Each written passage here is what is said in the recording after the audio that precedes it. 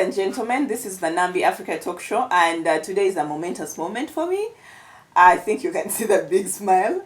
I am going to talk to Andrew Mwenda, a senior journalist in this country. He is the founder of the publication called The Independent, and so much more. For me, I'll dwell on Andrew's mindset. It is a mindset that carries a lot, so I'm going to dig out for you the most that I can.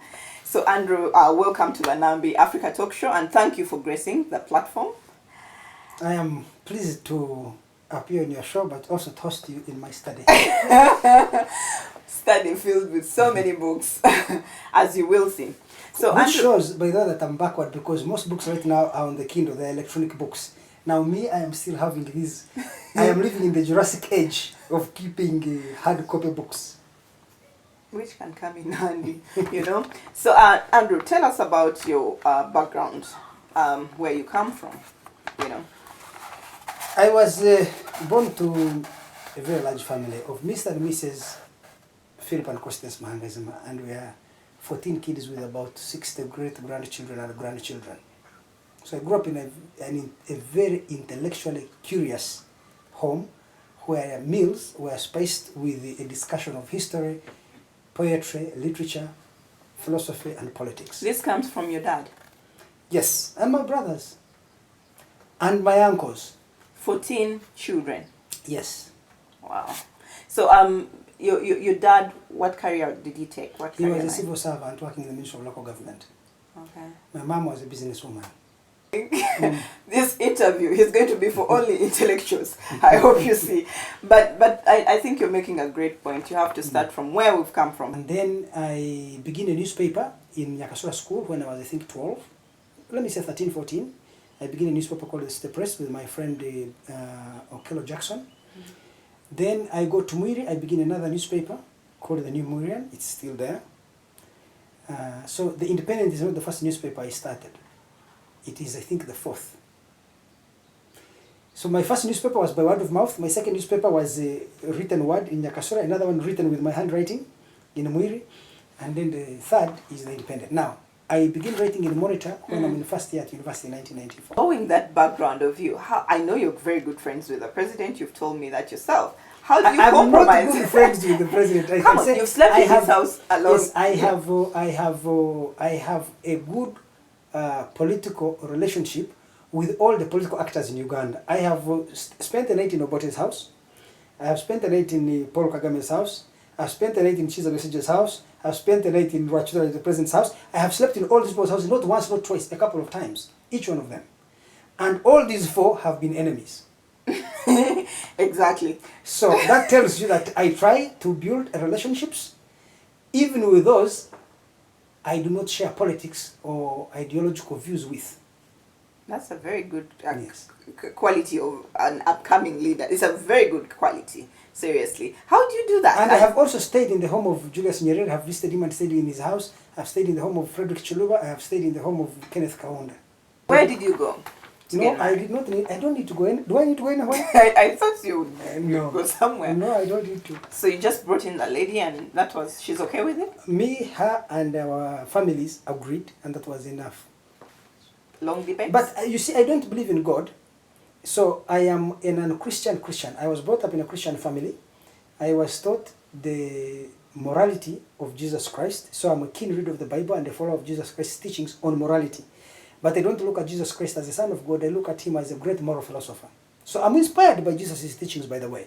So if you live with me and you find me talking, you will see me quoting a lot of statements from Jesus Christ or from the Bible for that matter. Most people who don't believe in God cannot say it outright. You're the first person I've met to say Because it I'm a outright. very honest person. What do you take away from Milton Obote as a value, as a big idea for Uganda or Africa? What do you take away from him? I have told you his interest in people because of their intellectual quality is something I was attracted to. Obote was also a very good manager.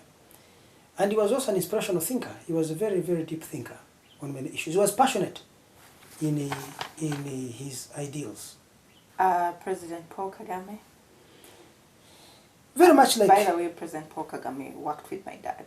Wow. He's very, very passionate in his ideals also. I'm told very intelligent. Yes, and is an exceptionally good manager, just like Milton Obote. Good CEO. President Yoweri Kaguta Museveni. President Museveni is, I think, one of the most strategically minded people. He's very intelligent, especially in terms of having a breadth of perspective and a depth of analysis of issues. In fact, he's too intelligent to be a good manager.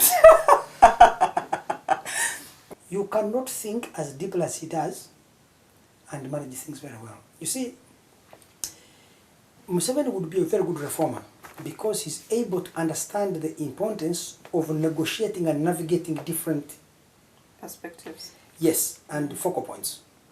So he does not see things in black and white, right and wrong. He tends to see things with a lot of grey and complexity and nuance. And many Ugandans, I think, fail to understand where he comes from. Because even this corruption you see in Uganda, if he has tolerated it or even exploited it to his personal benefit, is precisely because of his high levels of analysis and intellect. This is right. President Museveni at a personal level is much more sophisticated in his approach to things. He will not look at things as black and white, he will look at a lot of grey areas. So he will tend to be much more tolerant and President Kagame much more intolerant. And that is also reflected in many things. In the sense that President Kagame may be intolerant of corruption, of incompetence, of potholes and so many other things, but equally may be intolerant to free speech. Museveni may be tolerant of corruption, impunity in Uganda, potholes and malfunctioning hospitals, but is also tolerant of free speech. You see? So at any one time you say, what is the trade-off that you want? What is desirable and what is necessary?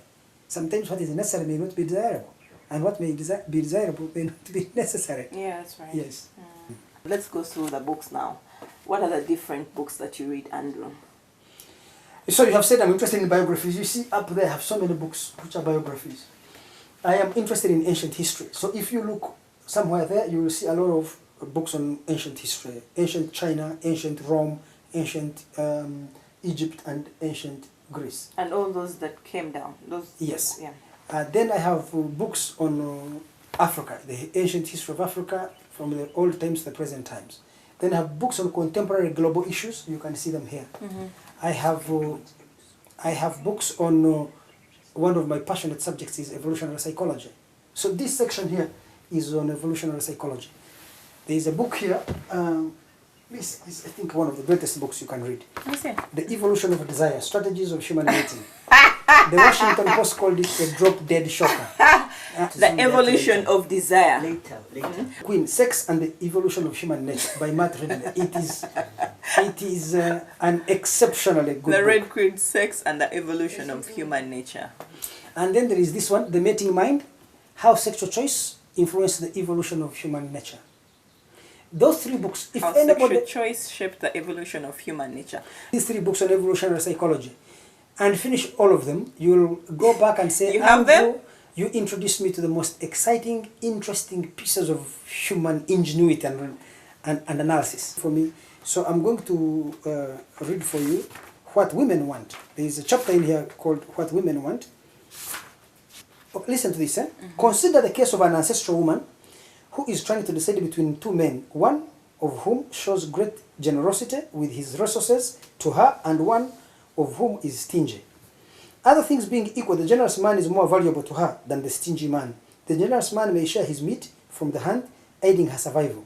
He may sacrifice his time, energy, and resources for the benefit of the children, furthering the woman's reproductive success. In these respects, the generous man has higher value as a mate than the stingy man. So love also evolved to respond to material provision. So women are more likely to fall in love with men who have money than those who don't have it. Yeah. Yeah. Yeah, because you'll be able But to not just carry- men who have money, because there are other qualities. The man may have money, but he's stingy. The man may have money, but he's brutal and unkind and beats you, you see. Human choices are made upon the consideration of so many things and then getting the rough average. So the guy may have money, but he's most likely short and ugly. But the woman may marry him and then he sleeps with the gatekeeper, if only to get the gatekeeper who is taller and more athletic, if only to get an offspring who is better looking and therefore likely to be successful in the dating market. But then have this man's resources bring up this offspring. So, which means also in religion, if Jesus reveals himself to me as the Son of God, I am willing to have faith in God.